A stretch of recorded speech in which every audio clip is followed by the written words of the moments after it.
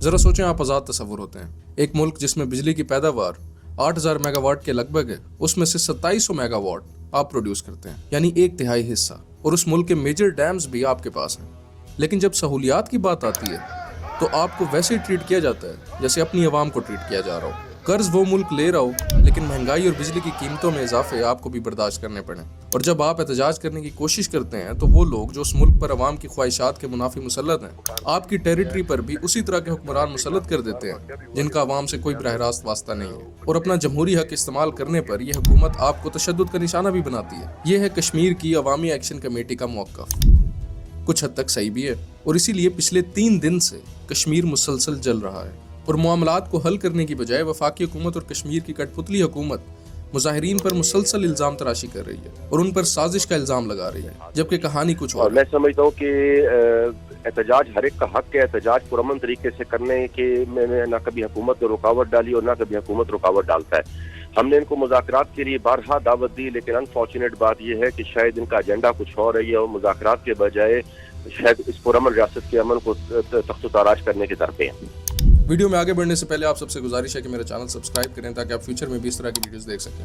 پچھلے سال پاکستان نے IMF کی ڈیمانڈ پر بجلی کی نرخوں میں اضافہ کیا، کیونکہ حکومت کا کوئی اپنا ذریعہ معاش تو ہوتا نہیں ہے، تو بجلی اور گیس کی قیمتوں میں اضافہ کر کے اور ٹیکسز لگا کر یہ قرض واپس کیا جاتا ہے، اور ان ٹیکسز کا نشانہ موسٹلی تنخواہ دار طبقہ بنتا ہے۔ پاکستان میں تو احتجاج ہو رہے تھے، لیکن آزاد کشمیر میں بھی یہ قیمتیں بڑھائی گئیں۔ اب مسئلہ یہ تھا کہ ایک ریجن جو پورے پاکستان کو بجلی کا میجر چنک پرووائڈ کرتا ہو اور جہاں پر میجر ڈیمز اور ہائیڈرو الیکٹرک پاور پلانٹس بھی موجود ہوں، وہیں پر ٹیکسز میں بے تحاشا اضافہ لوگوں کو پسند نہیں آیا۔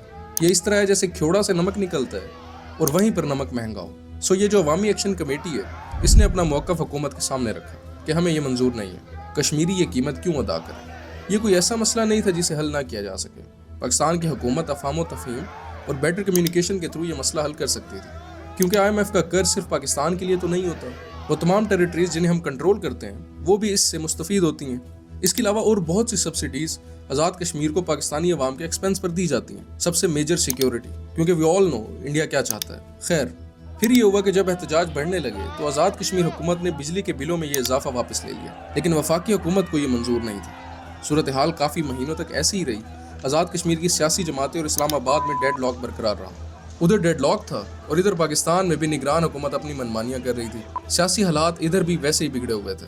خیر، اس سال فروری میں وفاقی حکومت بجلی کی نرخوں کو متعین کرنے اور عوامی ریلیف کے لیے کام کرنے کا نوٹس جاری کرتی ہے۔ فروری میں اسلام آباد میں نئی حکومت آ جاتی ہے، اور وہ حکومت کیسے آئی آپ سب کو پتہ ہے۔ فروری سے مئی تک معاملہ وہیں کھڑا رہا، نہ کوئی نرخ طے ہوتے ہیں اور نہ ہی کوئی ریلیف آیا۔